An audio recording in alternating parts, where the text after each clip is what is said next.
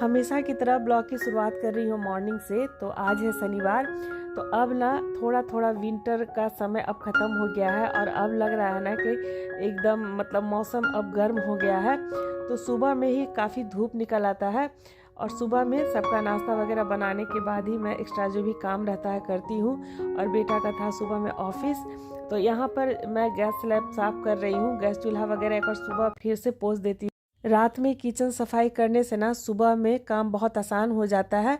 तो ये सब जो मतलब मैं अपने मॉर्निंग से लेके नाइट रूटीन में ज़रूर शेयर करती हूँ। और अब मैं आ गई हूँ अपने छोटे से बालकनी में। तो अब क्या है ना कि थोड़ा सा अब गर्मी ऐसा सीजन आ गया है, तो अब डेली पानी डालना पड़ता है सारे पेड़ पौधे में। टेरेस में भी बहुत सारा पेड़ पौधा है, तो अब डेली पानी डालना पड़ता है। पहले था ना विंटर के समय में कि 4 से 5 दिन में पानी डाल देती थी। इधर तो मैं चली गई थी दिल्ली, तो बहुत पेड़ पौधा सूख गया था, लेकिन धीरे धीरे सब मैं हरा भरा कर रही हूँ। देखिए पेड़ पौधा भी जो होता है ना, एक मतलब हमारे बच्चे के जैसा है। जैसे सेवा कीजिएगा वैसे ही फल फूल देंगे।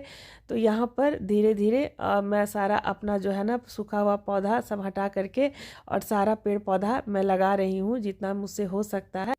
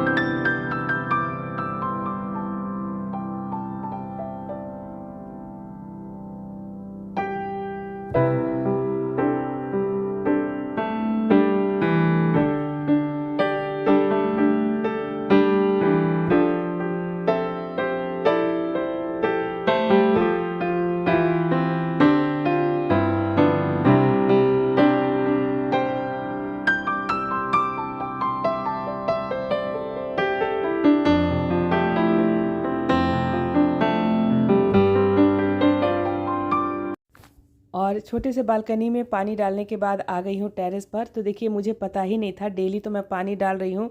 और यहाँ पर देखिए बहुत सुंदर सुंदर छोटे छोटे टमाटर भी हो गए हैं और साथ में गोभी वगैरह भी है। और एक कमेंट्स आया था धनिया पत्ता और लहसुन भी लगा ले, तो देखिए थोड़ा थोड़ा मैं लगाई हूँ। और इस बार तो बिल्कुल मुझे टाइम भी नहीं मिला, और जितना हो सके तो देखिए गुलाब का पेड़ वगैरह भी सूख गया था, पानी डालते डालते सब हरा भरा हो गया है।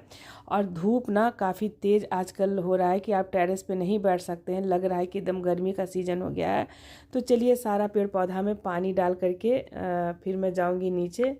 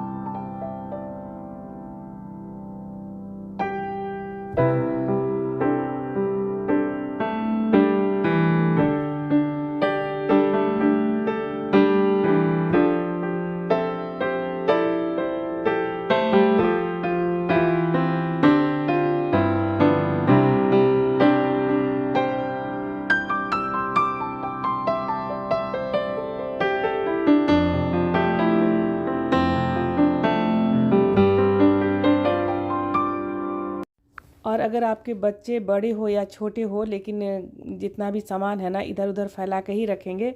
तो डेली मैं यहाँ पर कॉर्नर पे सरियाती हूँ, लेकिन पूरा फिर देखिए कॉर्नर इस तरह से मैसी हो जाता है। मॉर्निंग में उठ करके बिस्तर तो सारा मैं सरिया ही देती हूँ, लेकिन कभी कभी मैं सबसे पहले अपने पेड़ पौधा में पानी डाल लेती हूँ, फिर जो भी नीचे का काम रहता है तो करती हूँ। तो ये जो हमारा मॉर्निंग से लेकर के रात तक का जो रूटीन रहता है ना, तो एक हाउसवाइफ जो है ना विदाउट मेड भी बहुत तरीके से मैनेज कर सकती है। एक टाइम टेबल बना लीजिएगा ना, तो उसी के अकॉर्डिंग आपका काम बहुत ही आसानी से हो जाएगा कि हाँ इतना से इतना टाइम में मुझे ये काम करना है, इतना से इतना टाइम में, तो आपका शेड्यूल भी बन जाएगा। और बहुत आसान तरीके से आप रात भर का काम कैसे झटपट से कर लेंगे पता भी नहीं चलेगा। और एक ब्लैंकेट तो मैं फीच करके सुखा दी हूँ, और बाकी थोड़ा सा और ठंडा है, उसके बाद सारा ब्लैंकेट घर पे ही साफ़ करके रखूँगी। तो डेली जितना भी कॉर्नर वगैरह रहता है, तो जो भी मैं डस्टिंग डेली मैं करती हूँ, इतना मेरा रूटीन रहता है मॉर्निंग का। और सबको नाश्ता वगैरह करवाने के बाद मैं भी फ्री हो जाती हूँ कि जो भी एक्स्ट्रा काम रहता है ना, तो मैं इधर कर लूँगी।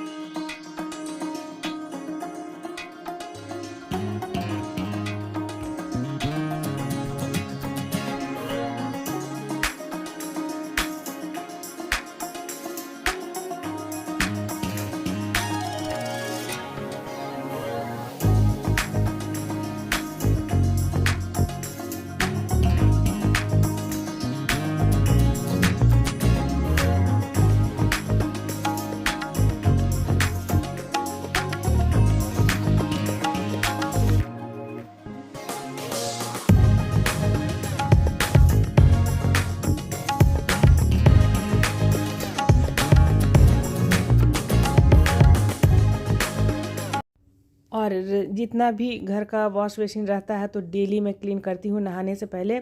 और यहाँ पे आ गई हूँ पोछा लगाने के लिए। तो ये है लाइजोल, तो 2 ड्रॉप जो है ना लाइजोल डाल करके और साफ़ कर लेती हूँ। घर तो बिल्कुल साफ़ सुथरा रहता है। तो जैसे अभी गर्मी का समय आएगा ना, तो मैं दोनों टाइम पोछा लगाती हूँ, क्योंकि शाम को भी तो मैं कपड़ा बदलती हूँ, और शाम को कपड़ा बदल के संझा बत्ती देती हूँ, क्योंकि शिव जी भी रखी हूँ ना। तो जो भी दिन भर का खाया पिया कपड़ा से मैं संझा नहीं देती हूँ। और देखिए, जब तक शरीर चल रहा है इतना तो मैं ज़रूर कर रही हूँ। और पहले तो हम लोग क्या है ना कि हाथ से ही बैठ करके बाल्टी में पानी लेके पोछा लगाते थे, लेकिन अब ये सब जो है ना मशीनी युग आ गया है, तो अब इस तरह के मॉप वगैरह मिल रहे हैं, तो काम आसान हो जाता है। लेकिन अगर आप बैठ के पोछा लगाइएगा ना, तो बहुत सारा एक्सरसाइज भी रहता है। पहले की महिलाओं को मतलब नॉर्मल डिलीवरी ही ज़्यादातर होता था, क्योंकि बैठ के पोछा लगाना, बैठ के खाना बनाना। अब ये सब जो है ना खड़ा होके खाना बनाइए, और इस तरह के मॉप आ गए हैं झाड़ू पोछा के लिए, तो अब बहुत मतलब आराम का भी ज़िंदगी आ गया है। तो चलिए फटाफट से सारा घर में पोछा लगा लेते हैं।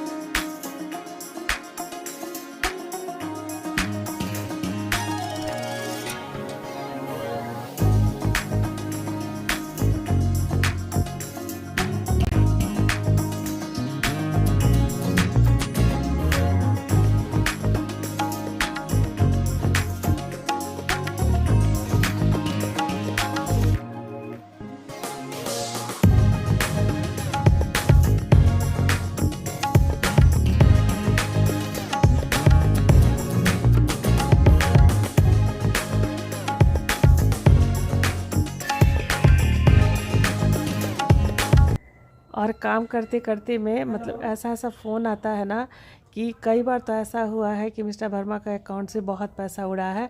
और मेरे फ़ोन में भी आजकल चाहे फेसबुक पेज में हो, मैसेंजर में हो, मतलब इतना कॉल आता है ना। अगर मैं इस तरह का मतलब फेसबुक पेज पे भी मैसेंजर का कॉल उठा लूँ, तो मेरा पूरा जितना अकाउंट हैक हो जाएगा। और देखिए, आज भी मतलब 3 से 4 बार ऐसा कॉल आ चुका है। तो कोई भी अनजान कॉल है ना, कभी नहीं उठाए। और ये कॉल आया है और मुझे बोला जा रहा है कि 9 दबाइए, तो अगर नहीं दबाइएगा तो 2 घंटा में आपका अकाउंट बैन हो जाएगा। साइबर गेम है, मतलब रिपोर्ट कीजिए, 9 दबाइए, 2 घंटे में नहीं कीजिएगा तो आपके ऊपर मतलब सब दिमाग का फंडा सब।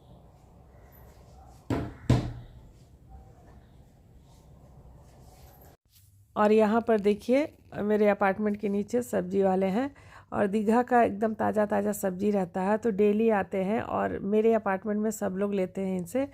तो चलिए देखते हैं आज की सब्जी में क्या क्या लेने वाले हैं। यहाँ रख दीजिए, यहाँ रख दीजिए।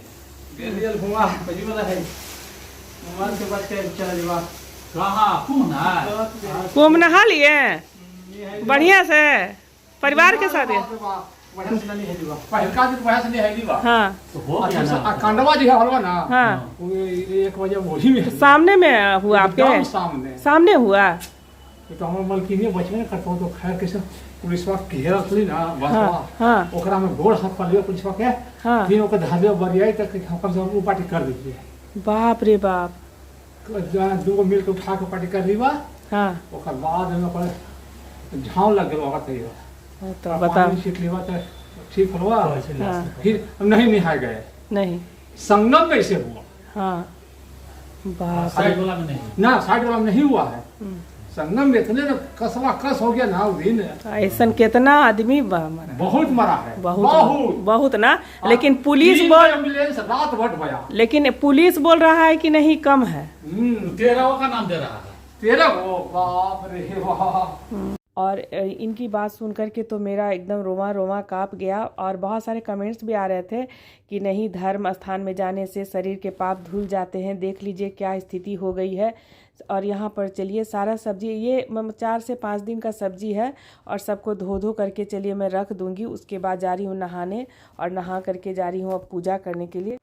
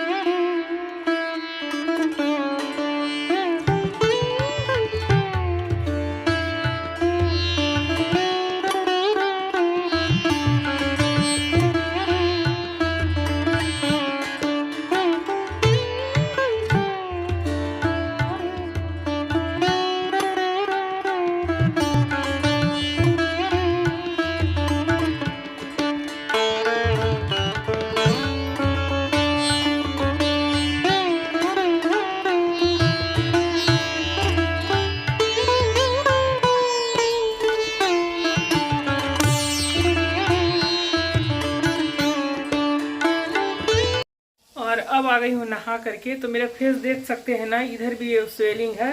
तो कल से बेटा ला करके दिया है दवा, कल से मन भी नहीं ठीक है, दवा पर काम कर रही हूँ। तो यहाँ पर पूछ लेती हूँ, आज मेरा मन था कि शॉर्टकट में खिचड़ी बना देते, लेकिन खिचड़ी नहीं पसंद करते हैं। बेटा को सुबह में नाश्ता दे दी और रात में आएगा। यहाँ पर देखिए अपना चाय चढ़ा हुआ है और देखती हूँ कि क्या खाएँगे, पूछ लेती हूँ। उसके बाद दाल चावल खाएँगे तो दाल चावल बना दूँगी।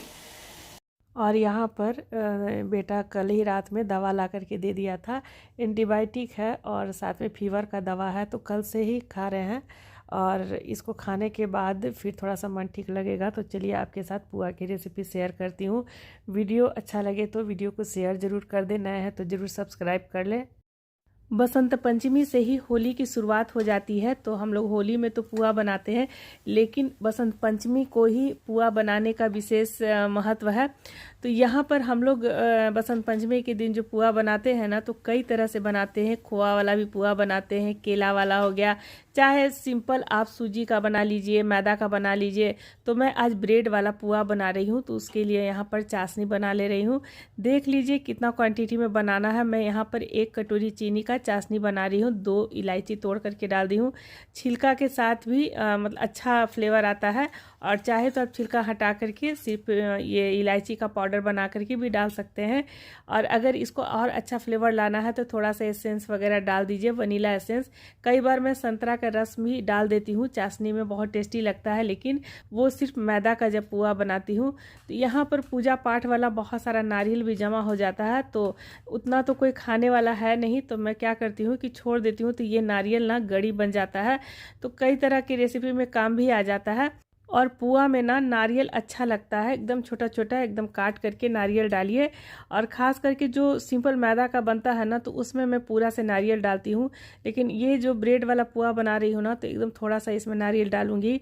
और अभी बेटा फरमाइश किया है उत्तपम के लिए, तो इसीलिए मैं थोड़ा ज़्यादा नारियल यहाँ पर कटिंग कर ले रही हूँ। आधा मैं चटनी के लिए यूज़ करूँगी। तो यहाँ पर चलिए एकदम बारीक बारीक काट लेना है। और ये नारियल अगर आप स्किप करना चाहते हो तो स्किप कर लीजिए, बहुत सारे ड्राई फ्रूट्स वाले भी बनते हैं। तो यहाँ पर देखिए चाशनी तैयार हो गया। एक तार की हम चाशनी बनाएंगे और थोड़ा सा ये चाशनी ना मुझे लग रहा है कि गाढ़ा होगा। थोड़ा सा मैं गैस का फ्लेम अभी तेज़ करूँगी। और बनाते बनाते ना मतलब एकदम शाम हो गया, दिन भर सबका खाना पीना होता है और ये सब रेसिपी ना थोड़ा सा आपको टाइम ले करके बनाना पड़ता है। यहाँ पर चाशनी बन करके तैयार है। तो ये है दूध, मलाई वाला दूध है और आधा कटोरी से थोड़ा कम है। और यहाँ पर देखिए ये एकदम से ऊपर से मलाई भी दिख रहा होगा आप। और यहाँ पर चलिए इसको साइड में रख देते हैं। और मुझे ना ये पुआ एक जगह देना भी है। तो ये देखिए मैदा है, तो मैदा हम कम ही यूज़ करेंगे। तो जितना क्वांटिटी में बनाना है, मैं 1 कटोरी मैदा ले रही हूँ और आधा कटोरी से थोड़ा सा ज़्यादा ये मलाई वाला दूध है। और यहाँ पर चलिए 1 कटोरी में मैदा निकाल ले रही हूँ। सूजी का भी बनता है, सूजी का भी पुआ बहुत अच्छा बनता है।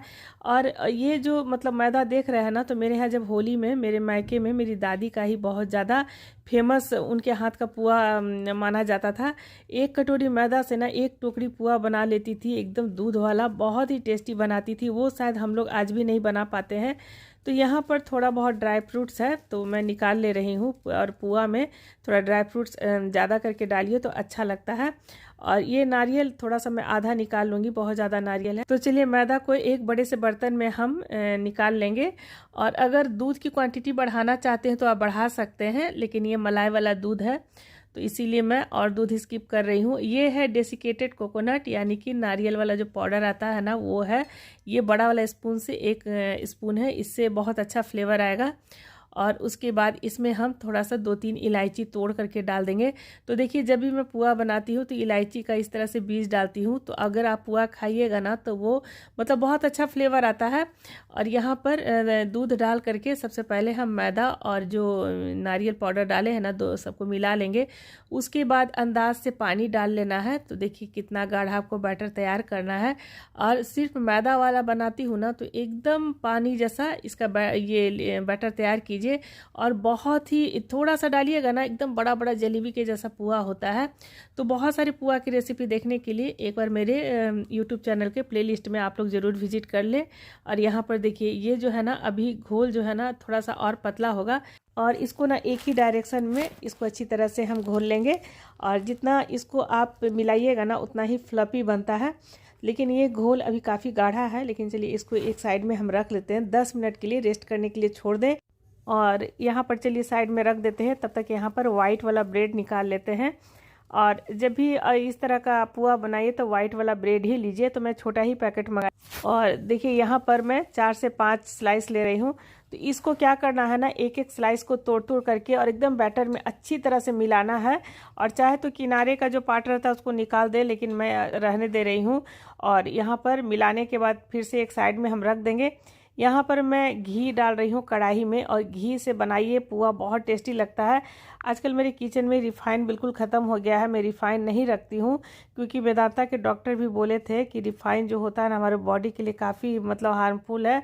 तब से हमारे यहाँ रिफ़ाइन नहीं बनता है। यहाँ पर घी देखिए काफ़ी मेल्ट हो गया है धीमी धीमी आँच पर। तो चलिए यहाँ पर अच्छी तरह से चारों तरफ से हम मिला लेंगे। और घी धीरे धीरे गर्म हो रहा है। तो ये मैदा वाला बैटर में हम ब्रेड को डाल करके हाथ से एकदम मिला लेंगे। और मैं यहाँ पर हाथ का यूज़ कर रही हूँ, क्योंकि स्पून से ना ये ब्रेड जो है अच्छी तरह से नहीं मिलेगा। तो एकदम अच्छी तरह से मिला ले। ब्रेड बहुत जल्दी जो होता है ना वो मिल जाता है। और अब एक एक कर कर के हम इसमें डालते जाएंगे। और यकीन मानिए, और ये एक बार ब्रेड इस तरह से डाल करके और बनाइए, बहुत ही टेस्टी लगता है। और यहाँ पर एक एक करके पुआ निकल रहा है। तो कल भी बहुत सारा काम है, और मैं सरस्वती जी का मूर्ति भी रखती हूँ, तो बहुत सारा डेकोरेशन का भी काम है। तो मैं उसकी भी वीडियो ज़रूर शेयर करूँगी। और देखती हूँ तो टाइम मिलेगा तो बूंदिया भी बना लूँगी घर में। तो घर में जो होता है ना शुद्ध रूप से बन जाता है। मार्केट में बहुत मतलब किस तरह का तेल का रहता है। तो देखिए अब बाहर का खाना पीना से बहुत डर लगता है और इतना बड़ा मतलब परेशानी से मतलब झेली हूँ ना, तो लगता है कि नहीं, जो भी खाना है ना शुद्ध रूप से घर में ही बनाऊँ। तो एक एक करके ये ब्रेड वाला जो पुआ है ना देखिए मिलते जा रहा है। तो कम क्वांटिटी में बना रही हूँ, इसीलिए चाशनी भी कम है और इसका चाशनी भी मतलब बहुत ज़्यादा गाढ़ा नहीं रहता। एक तार की चाशनी में हम डालेंगे तो देखिए यहाँ पर एक एक करके जो है ना ब्रेड का पुआ बनते जा रहा है और एक जगह मुझे अब पैक करके भी देना है। और मीठा में जैसे ये पुआ है ना तो रख दीजिए 2-3 दिन भी बासी अच्छा लगता है। तो चलिए एक एक करके अब प्लेट में निकाल लेते हैं। देखिए ये कितना अच्छा लग रहा है ना। तो थोड़ा देरी में रस भी जम जाएगा तो और भी टेस्टी हो जाएगा। ऊपर से चाहिए तो आप ड्राई फ्रूट वगैरह भी डाल लें। और जो सिंपल वाला जो पुआ बनाती हूँ जैसे मैदा वाला रहता है ना, तो उसमें सौंफ डालती हूँ और बिना सौंफ का पुआ अच्छा नहीं लगता है। लेकिन ये ब्रेड वाला था तो मैं सौंफ स्किप कर दे रही हूँ। अगर आप लोग सौंफ डालते हैं तो आप डाल सकते हैं। और चलिए बनाते बनाते सारा बैटर बस अब 2 और बनाना रह गया है और उसके बाद रात का जो है ना खाना भी तैयार करना है। और ये सब काम के लिए ना बहुत सारा समय मतलब पूरा किचन जो होता है ना मैसी हो जाता है। उधर चाशनी बनाइए, इधर बैटर तैयार कीजिए। लेकिन देखिए पर्व त्यौहार है तो ये हमारे मतलब हिंदू धर्म में बहुत अच्छा भी लगता है और बहुत ही हर्षोल्लास के साथ हम लोग कोई भी फेस्टिवल मनाते हैं। और साथ में जो भी पकवान होता है किसी भी तरह सिंपल भी बनाते ही हैं। यहाँ पर पुआ बन करके मेरा तैयार है।